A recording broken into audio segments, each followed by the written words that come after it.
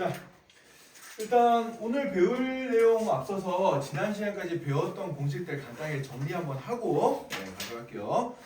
자, 우리가 지난 시간에 이제 두 가지 종류의 수열에 대해서 배웠습니다. 지난 시간까지 등차 수열과 등비 수열에 대해서 배웠는데 등차 수열은 어떤 수열이 등차 수열이에요? 일정한 숫자가 계속 더해지면서 나가는 수열이어서 그때 우리가 처음 시작하는 항을 첫 항 A로 표시하고 그 다음에 일정하게 더해지는 수를 공차 D라고 표시했죠. 그죠? 공차 D 이렇게 표시를 했습니다.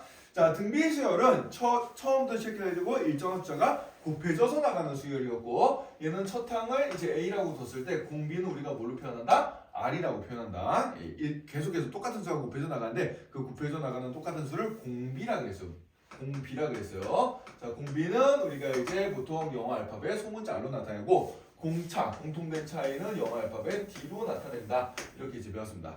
자, 이렇게 나타냈을 때 일반적으로 첫 항부터 쭉 이제 우리가 규칙성을 생각했을 때 n번째 항이 뭐냐? n번째 항을 이제 일반항이라 그랬어요. 등차 수열의 경우에 일반항, n번째 항 A는 어떻게 표현되는 거니까 A 더하기 항의 개수 빼기 1 곱하기 공차 이렇게 나타나고 등비 수열의 경우에는 n번째 항이 첫 항 곱하기 공비를 n-1번 곱한 거 이렇게 이제 나타난다 그랬습니다.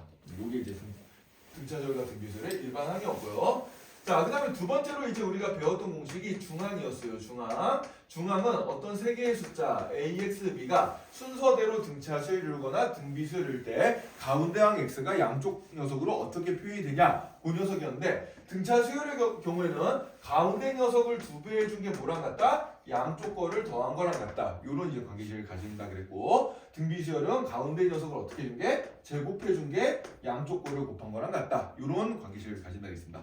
요게 이제 중항에 대한 얘기였어요. 자, 그 다음에 세 번째로 이 수열들의 합에 대한 얘기를 공부를 했었는데 자, 등차 수열합을 구하는 공식 S에는 자, 어떻게 표현되는 거니까 2분의 항의 개수 가로 열고 첫 항을 2배 해준 다음에 항의 개수에다 빼기 1 해준 다음에 공차 곱해준 거 이렇게 이제 공식이 나왔었죠. 그죠? 네. 자, 요 녀석은 이제 우리가 다른 방식으로도 나타낼 수 있었는데 2분의 항의 개수 곱하기 이 중괄호 안쪽이 결국 뭐랑 똑같다 그랬어요? 첫 번째 항과 마지막 항의 합이랑 똑같다겠습니다. 저 첫 번째 항과 마지막 항을 더해준 다음에 거기에다 항의 개수만큼 곱해주고 2로 나눠주면 된다. 이렇게 이제 공식을 배웠고요. 자, 등비 수열을 확보하는 공식은 뭐였어요? 등비 수열을 확보하는 공식은 공비 빼기 1분의 첫 항 곱하기 공비의 항의 개수 제곱 빼기 1 이렇게 이제 계산하게 됐습니다. 또는 분모 분자에 똑같이 마이너스 1을 곱해가지고 1 빼기 r분의 첫 항의 1 마이너스 r의 n제곱 이런 식으로도 이제 계산한다 그랬어요. 자, 그래서 요 녀석까지가 이제 우리가 지난 시간까지 배웠던 등차 수열과 등비 수열에서 우리가 기본적으로 반드시 암기해야 될 공식들이다 라고 얘기했죠. 자, 그래서 이 공식들은 여러분들이 나중에 그 책에다가 조금 이따 필기 시간 줄 텐데 그때 정리를 한번 다시 한번 좀 해놓도록 합시다. 이렇게 표를 그려서 비교를 하면서 외워두면은 여러분들 외우는데 조금 더 쉬울 거예요. 자, 오늘은 이제 177쪽 원리학계에 대해서 이제 공부를 한번 해볼 거야. 네, 개념 61도 원리학계에 대해서 한번 봅시다.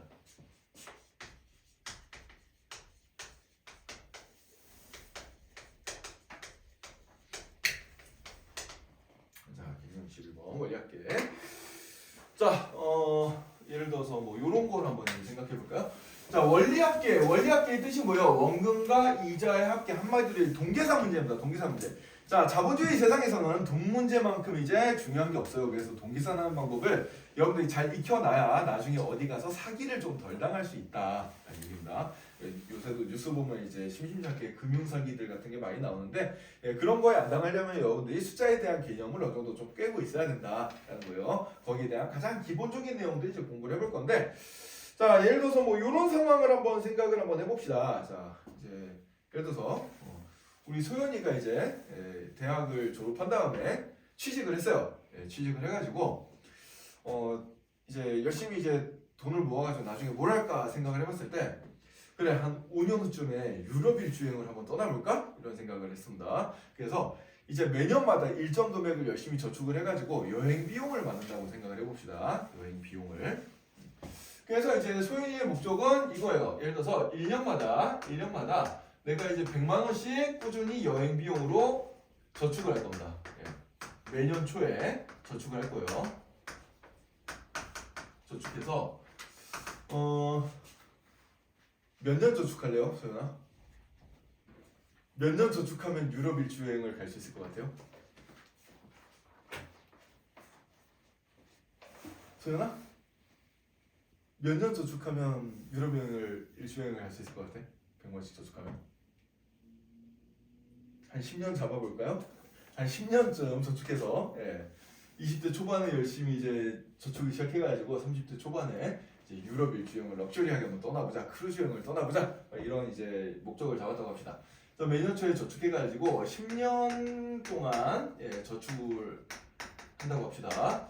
근데 지금 은행에서 이자를 얼마 주냐면 은행에서 요즘 좀 많이 주는 데가 한 1년에 5% 정도 주거든. 그걸 이제 우리가 연이율이라 그래요. 연이율. 1년마다 주는 이율.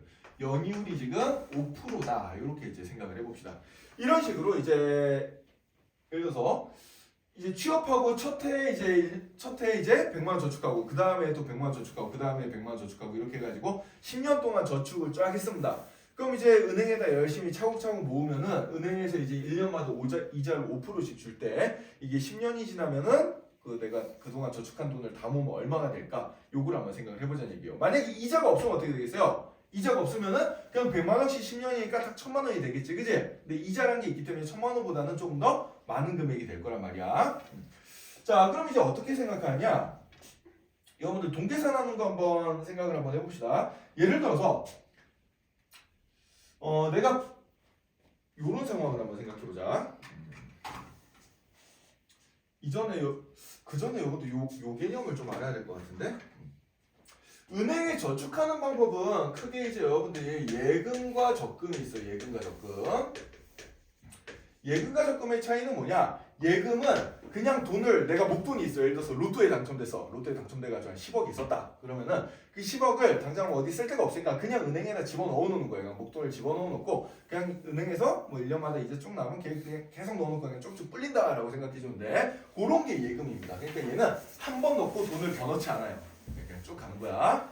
근데 적금은 뭐냐면은 이 적자가 이 쌓을 적자거든. 그래서 돈을 차곡차곡 싼다는 의미예요. 그래서 난 지금 뭐 로또 같은 거 없어. 열심히 월급 모아야 돼. 월급 모아야 되니까 올해 이번 달에 100만 원 저축하고 다음 달에도 100만 원 저축하고 그 다음 달에도 100만 원 저축하고 이런 식으로 매달마다 또는 매년마다 이렇게 일정한 금액을 쭉쭉 이렇게 꾸준히 이제 쌓는 거를 이제 적금이라고 얘기를 해줍니다. 적금.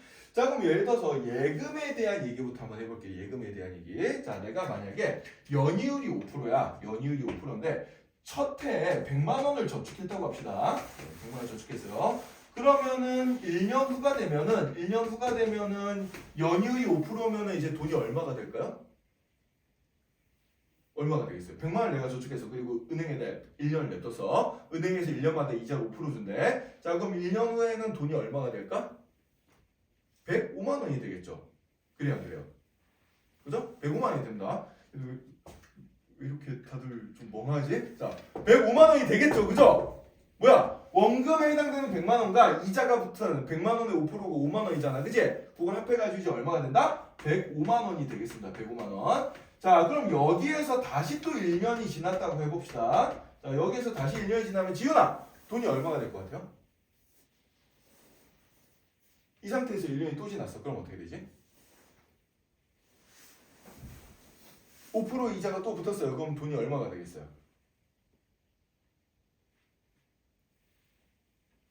눈만 꾹꾹꾹꾹 하고 대답을 해봐. 이거 별로 안 어렵잖아. 1년, 또 1년이 지났어. 그럼 돈이 얼마가 될까?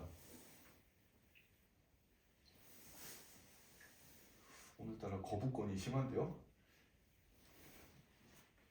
지연이가 한번 얘기해볼까? 또 1년이 지나면 얼마가 되겠어요?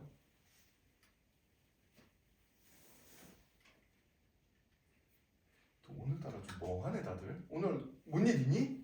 얘들아? 새벽에 축구 봤어요 다들? 오늘따라 상태들이 영 좀 아닌데? 네. 자, 또 1년이 지나면 얼마가 되겠어요? 원래 여기서 이제 이자 계산 방법이 두 가지로 갈리게 돼요. 이자 계산 방법이 두 가지로 갈리게 되는데 여기서 만약에 이제 대답을 이렇게 두 가지 경우를 하는 경우가 있습니다. 5만 원의 이자가 또 붙어서 110만 원이 됐어요. 이런 식으로 이제 얘기할 수 있는 사람들이 있고 또 하나는 뭐냐면은 이 110만 원이라는 얘기는 뭐야? 이 100만 원 원금에 대한 이자 5%만 붙여가지고 2년째 계산해 주는 거예요. 이렇게 이제 계산 방법이 하나가 있고요. 그 다음에 이 105만 원에 대해서 다시 5%를 계산해 준다. 105만 원의 5%는 얼마가 되겠어요? 105만 원에다가 0.05를 곱해주면 얼마가 되지? 5.25 이렇게 되나요? 5.25. 네, 그래서 그러면 여기서 이제 5.25만 원을 더 더해주니까 얼마가 되겠어요? 110.25만 원. 그러니까 110만 2,500원 이렇게 이제 되겠지, 그치? 예, 이렇게 이제 계산하는 방법이 있는데, 자, 이렇게 내려가서 계산하는 원금에 대해서만 이자를 붙이는 방법을 우리가 뭐라고 배웠지? 얘를 이제 이자 계산 방법이 달리법이다라고 배웠습니다. 그냥 단순하게 이자를 붙인다 이런 얘기예요. 단순하게 이자를 붙인다. 단순하게 뭐에 대해서? 원금에 대해서만 이자를 붙이는 방법이 달리법이에요. 달리법. 자, 원금에 대해서만 이자 붙이는 방법이 뭐다? 달리법이다. 알겠죠? 서윤이 뭔 얘기인지 이해돼요? 오늘따라 애들 다 왜 이렇게 눈빛이 후비몽통해?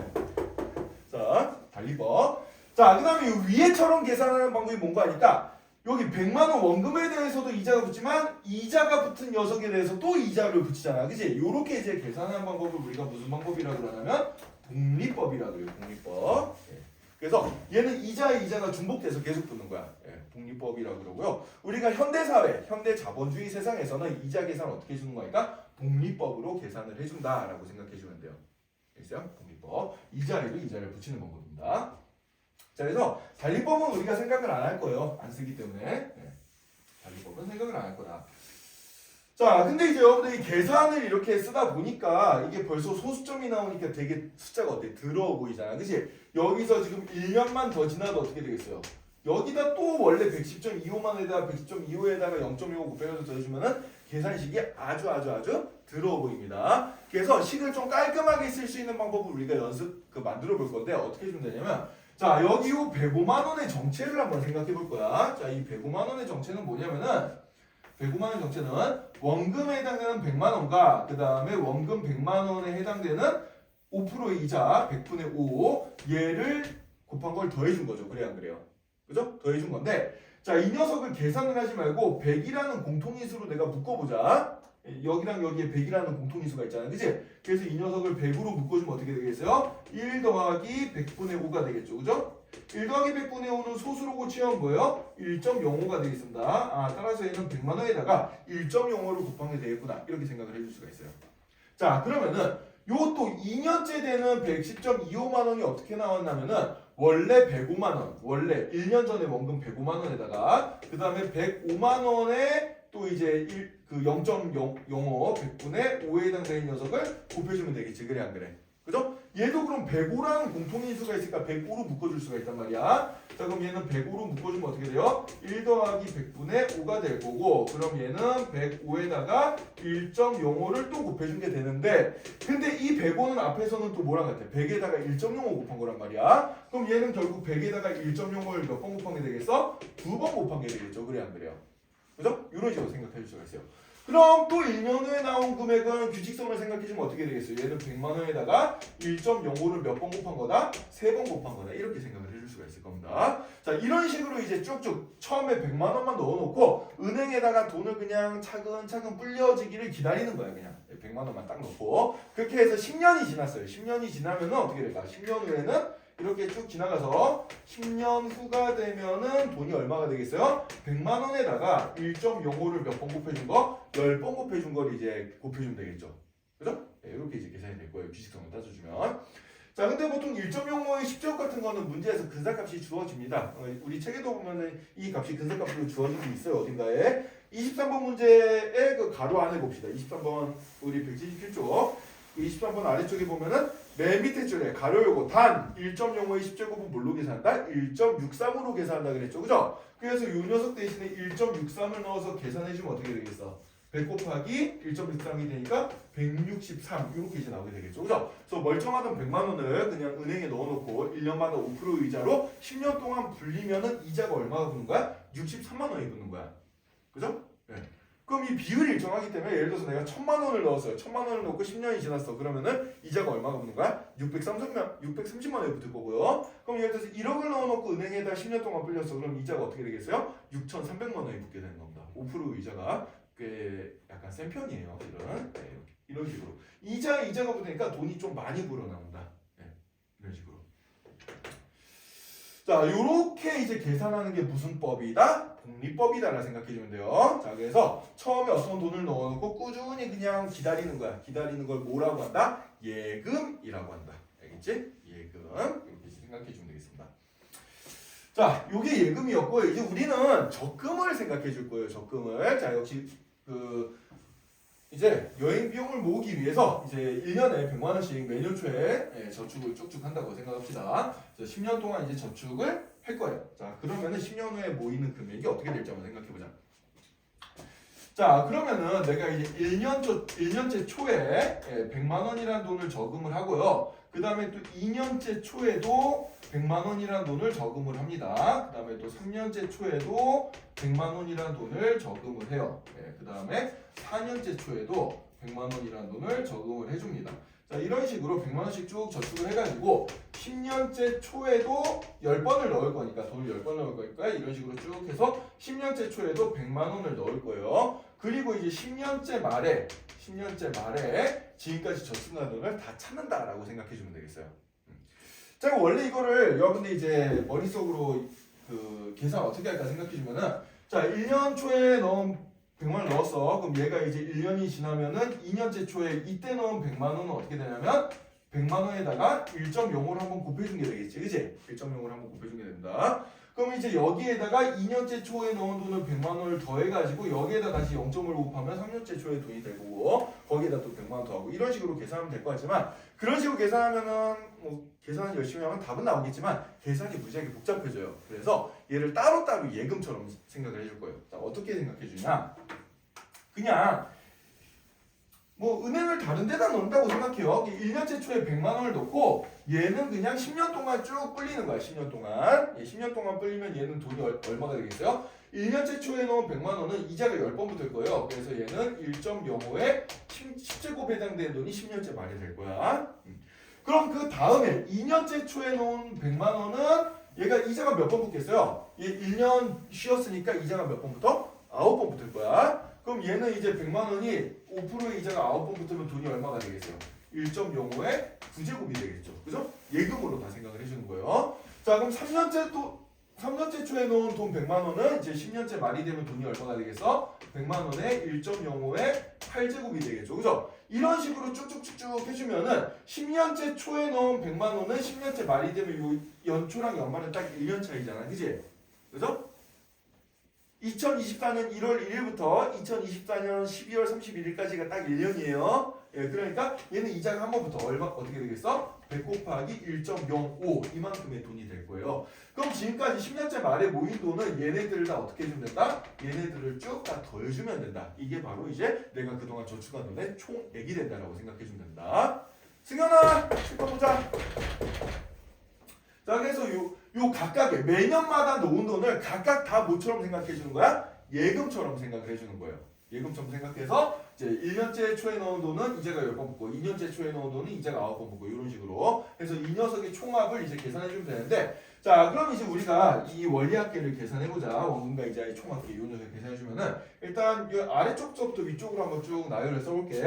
그럼 이제 100 곱하기 1.05 더하기 그 다음에 100 곱하기 1.05의 제곱 더하기 100 곱하기 1.05의 세제곱 이런 식으로 해서 쭉 더해가지고 100 곱하기 1.05의 얼마까지? 10제곱까지 쭉 더해주면 되는데 얘는 지금 요 더해지는 하나하나의 항들을 보니까 이 항들이 어떤 규칙을 가지고 있어요? 이 녀석에다 1.05 곱하면 얘가 되고 이 녀석에다 다시 1.05 곱하면 얘가 되고 이게 등비수열의 합이 되는 거야. 그죠? 아, 등비수열의 합이니까 우리가 아까 전에 배웠던 여기 요 녀석 요 공식 등비수열의 합구하는 공식에 대입하면 답이 나오겠네 라고 생각해주면 되겠어요. 자, 따라서 공식에 따라 이제 대입해주면 자, 여기 공비 빼기 1인데 공비가 얼마야? 공비가 1.05죠. 그죠? 그래서 분모는 1.05 빼기 1 요게 될 거고 자, 분자는 자 일단 첫 항을 씁니다. 첫 항이 요게 첫 항이잖아요. 그죠? 그래서 100 곱하기 1.05 요걸 해준 다음에 그 다음에 공비의 항의 개수죠. 공비가 지금 1.05인데 1.05가 항이 몇 개예요? 지금 10개죠. 그죠? 그래서 1.05의 10제곱 빼기 1 요거를 이제 계산해 주면 되겠어요. 이렇게 계산해주면 되고. 자, 그럼 이제 근데 1.05 10제곱이 문제에 지금 나와 찾아보면 보통 문제 끝에 있어요. 아까 봤듯이 얼마로 나와 있어 이게? 23번 맨 밑에 보면 1.63으로 나와 있습니다. 그래서 이 녀석의 근사값이 1.63이니까 대입을 시켜서 이제 계산해주면 돼요. 그럼 얘는 0.05분의 1.05에 1 빼주면 0.05죠? 100 곱하기 1.05 곱하기 그 다음에 요게 1.63인데 1.63에다 1 빼주면 0.63이 되겠죠. 그죠? 0.63 이렇게 이제 나타나게 되겠습니다. 자, 그럼 이제 얘 계산만 열심히 해주면 돼요. 자, 일단 여기 0.05 분모의 소수가 있으니까 여기 분모 분자에 똑같이 100 곱해서 이거 좀 없애주고 그 다음에 5로 약분해 봅시다. 5로 약분해주면 여기 21 되죠. 그죠? 21 되고 그 다음에 100 곱하기 0.63 해주면 63이니까 얘는 63 곱하기 21을 계산해주면 되겠어요. 예, 63 곱하기 21 얘를 계산해주면 되고 63 곱하기 21은 얼마지? 63 곱하기 21 해주면